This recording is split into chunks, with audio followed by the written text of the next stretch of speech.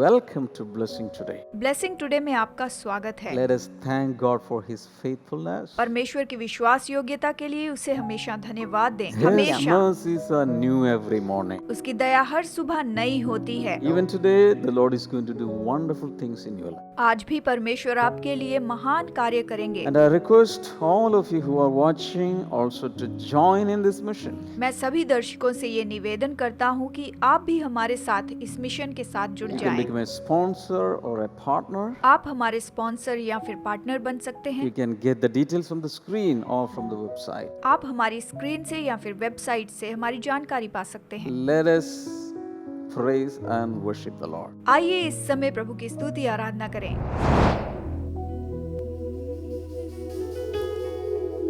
तुम सा कोई नहीं, तुम सा कहीं नहीं, अब है पूरा यकीन, तुम सा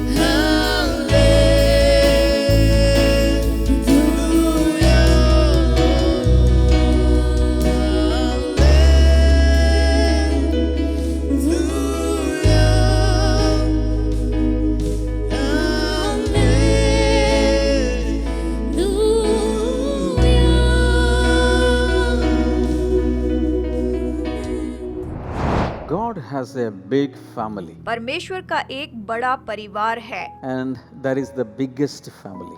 और वो सबसे बड़ा परिवार है। This God's family includes all the children of God, परमेश्वर के इस परिवार में परमेश्वर की सारी संतानें हैं and not only human beings, I believe the angelic beings and so many other beings are included in this huge household of God. केवल मनुष्य ही नहीं, मैं विश्वास करता हूँ कि स्वर्गदूत भी इस परमेश्वर के बड़े घराने के साथ जुड़े हुए हैं। Ephesians chapter 2, इफिसियों अध्याय 2 19 onwards. वचन 19 से आगे हम पढ़ेंगे। Now therefore, you're no longer strangers and foreigners, but fellow citizens with the saints and members of the household of God. इसलिए तुम अब विदेशी और मुसाफिर नहीं रहे, परंतु पवित्र लोगों के संगी, स्वदेशी और परमेश्वर के घराने के हो गए। Having been built on the foundation of the apostles and prophets, Jesus Christ himself being the chief cornerstone,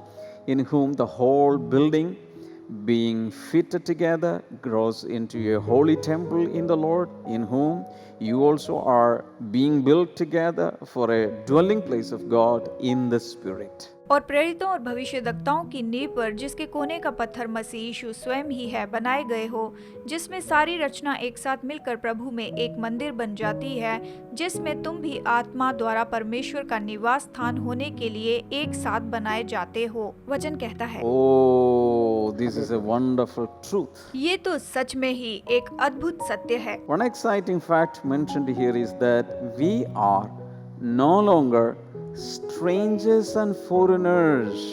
यहाँ पर एक अद्भुत बात बताई गई है कि हम लोग अब विदेशी या फिर मुसाफिर नहीं रहे, But fellow citizens with the saints and members of the household of God. परंतु पवित्र लोगों के लिए संगी, स्वदेशी और परमेश्वर के अपने घराने के हो गए हैं। So especially underline members of the household of God.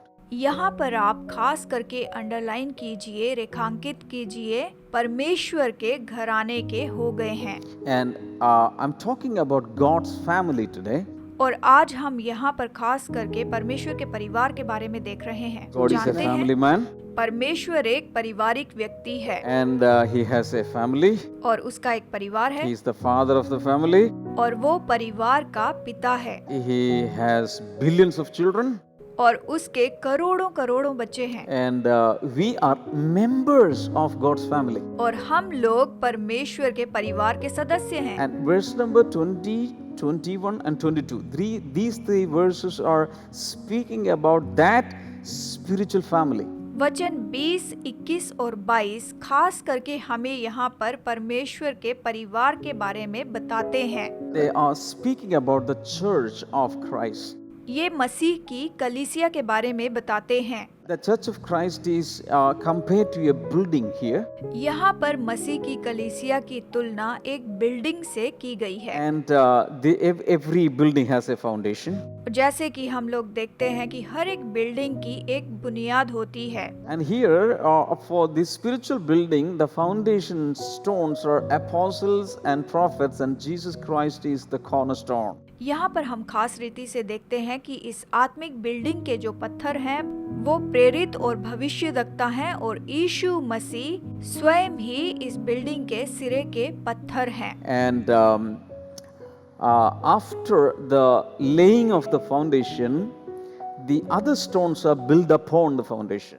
और ये बुनियाद बनाने के बाद दूसरे पत्थरों से ऊपर का निर्माण हुआ। So जानते different हैं, members of the family or different living stones are built upon the other. यानी ये परिवार के सदस्य हैं जो जीवित पत्थरों के समान एक के ऊपर एक रखे जाते हैं और इसका निर्माण होता है। So altogether, this is called the household of God. और सबको मिलाकर ये कहा जाता है कि ये परमेश्वर का घराना है। God has a family. परमेश्वर का एक परिवार है। We are members of the family. हम उस परिवार के सदस्य हैं। And coming to Matthew chapter 12, आइए देखते हैं मत्ती अध्याय 12 verse number 46.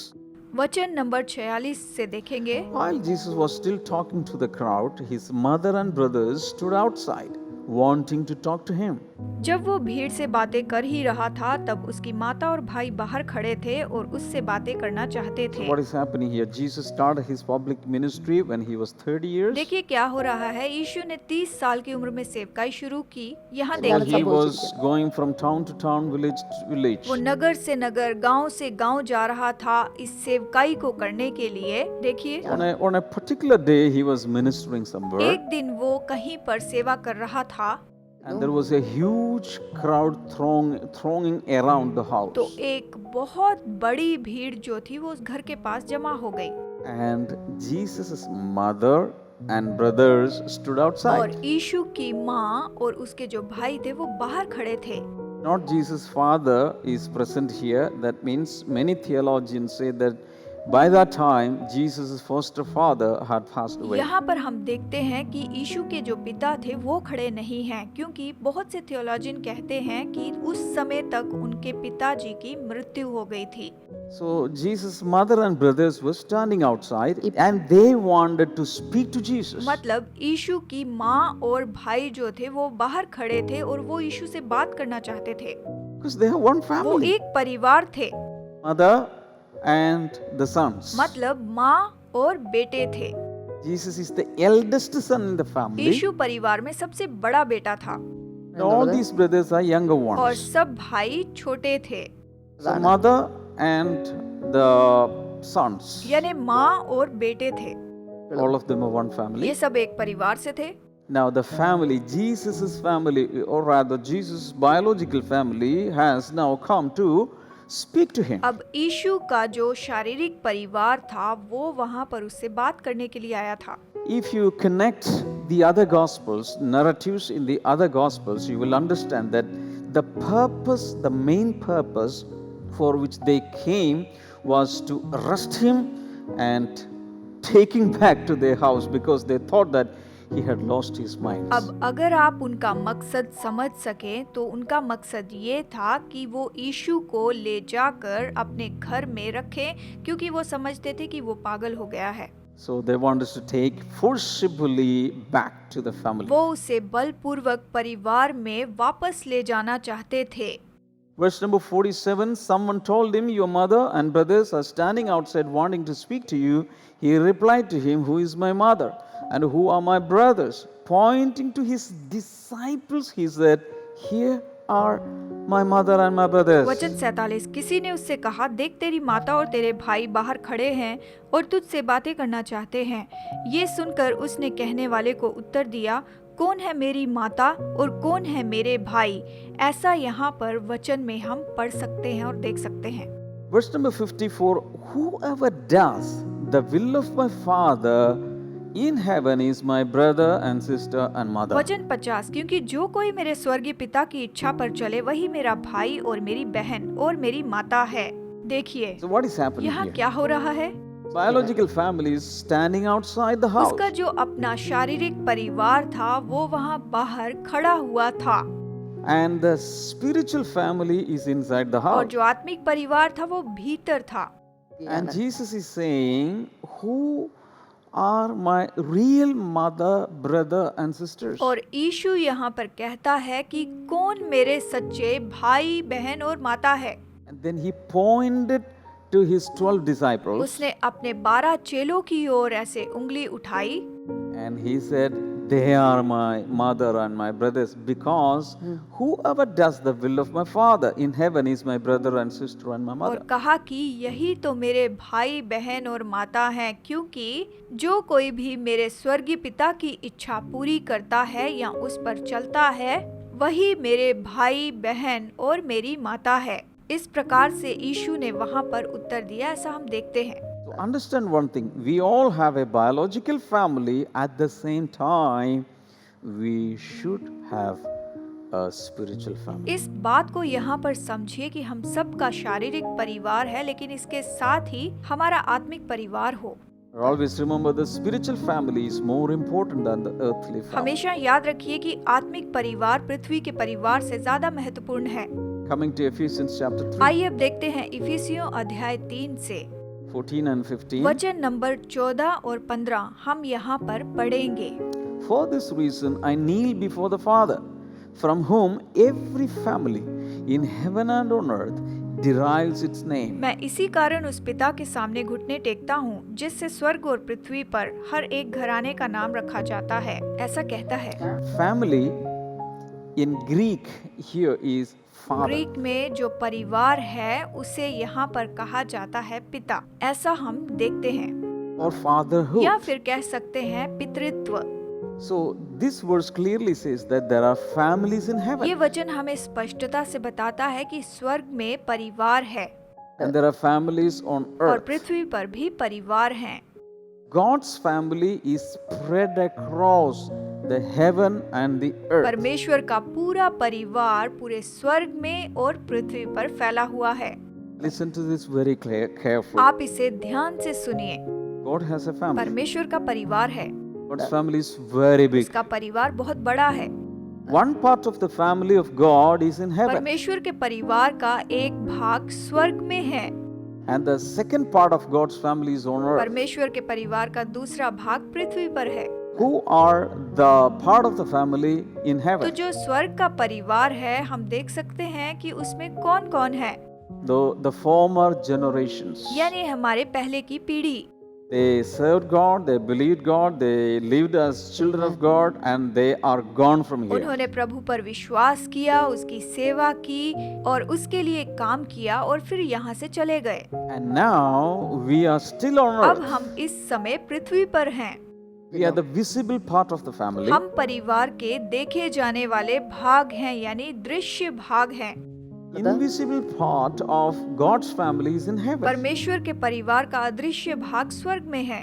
So God is a big father. परमेश्वर बड़ा पिता है, He is the father of the entire family. वो पूरे परिवार का पिता है।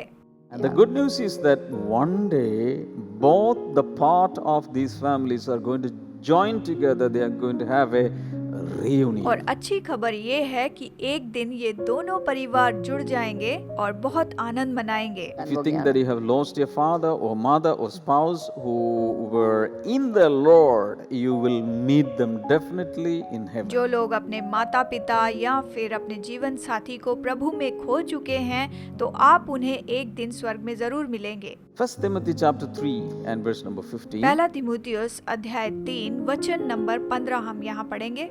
But if I am delayed, I write so that you may know how you ought to conduct yourself in the house of God, which is the church of the living God, the pillar and the ground of the truth. कि यदि मेरे आने में देर हो तो तू जान ले कि परमेश्वर के घराने में जो जीवते परमेश्वर की कलीसिया है और जो सत्य का खंबा और नींव है, कैसा बर्ताव करना चाहिए। So there also you can see the phrase the house of God. यहाँ पर भी आप इस वाक्य को देख सकते हैं जो फिर से दोहराया गया है, परमेश्वर का घराना, यानी ये कहता है परमेश्वर का परिवार। Paul is saying, if I am delayed, I write so that you may know how you ought to conduct yourself in the house of यहाँ God. पर पौलुस कहता है कि यदि मेरे आने में देर हो जाए तो जान लें कि परमेश्वर के घराने में कैसा बर्ताव करना चाहिए। In other words, Paul is giving Timothy, the junior minister, the code of ethics in which he has to conduct himself in the house of God. यहाँ पर पौलुस तिमुथियुस को बताता है, जो एक जवान सेवक है, कि परमेश्वर की कलीसिया में उसे कैसा बर्ताव करना चाहिए। यहाँ पर उसके नियम वो उसे समझाकर बताता है। So he had to live carefully in the house of God. यानी उसको परमेश्वर के घराने में ध्यान से रहना होगा। And what is the house of और God? परमेश्वर का घराना क्या है? It is also the family of ये God. परमेश्वर का परिवार है। What is he meaning? उसके कहने का मतलब क्या था? The following part, which is the church of the living God. अगले भाग में बताता है कि जो जीवित परमेश्वर की कलीसिया है। Hallelujah. Hallelujah. Meaning the church today is the family of God. मतलब कि जो चर्च है वो परमेश्वर का आज एक परिवार है। In other words, God's family, the visible part of God's family on earth is the church. परमेश्वर का परिवार, दृश्य परिवार पृथ्वी पर परमेश्वर की कलीसिया है। Hallelujah. Hallelujah. Coming to Hebrews chapter 2. इब्रानियों अध्याय 2 में हम यहाँ पर देखेंगे Verse number 11 and 12. वचन 11 और 12 पढ़ेंगे। Both the one who makes people holy and those who are made holy are of the same क्योंकि family. पवित्र करने वाला और जो पवित्र किए जाते हैं सब एक ही मूल से हैं। So here it says the same family. यहाँ ये कहता है एक ही परिवार से है। So Jesus is not ashamed to call them brothers and sisters. यीशु उन्हें भाई या बहन कहने से नहीं शर्माया। Why? Because they are of the same क्यों? family. क्योंकि वो एक ही परिवार से थे। Now listen to this. अब इसे ध्यान से सुनिए। Nobody born in this world had an opportunity to choose his own father. इस संसार में पैदा हुए किसी भी मनुष्य को पिता चुनने का बिल्कुल भी अधिकार नहीं है। Nobody born in this family had an opportunity to select or choose his mother. परिवार में जो जन्मा है उसे अपनी माँ चुनने का कोई भी अधिकार नहीं था, यानी कोई माँ नहीं चुन सकता। Nobody had a chance to choose his or her siblings. किसी के पास भी अपने भाई या बहन चुनने का कोई भी अधिकार नहीं है। In other words, no one can choose his family. दूसरे शब्दों में कोई भी अपने परिवार को बिल्कुल भी नहीं चुन सकता है। जानते So हैं, our family is not our choice, our family is the father's choice. इसलिए हमारा परिवार हमारा चुनाव नहीं होता, ये तो पिता का चुनाव होता है। You understand what I'm क्या saying? आप मेरी बात समझ रहे हैं? In other words, we are born into God's family. It was not our choice, it was his choice. दूसरे शब्दों में हम परमेश्वर के परिवार में जन्मे हैं, ये तो हमारा चुनाव नहीं है, ये तो परमेश्वर का चुनाव होता है। जानते हैं, By default, God is our heavenly Father. निश्चित रूप में ही परमेश्वर हमारा स्वर्गीय पिता है। देखिए, By default, Jesus has become our brother. निश्चित रूप से यीशु मसीह ही हमारा भाई बना हुआ है। And by default, everyone in the church has become our siblings. निश्चित रूप में चर्च का हर एक व्यक्ति जो है वो हमारा भाई या बहन ही है।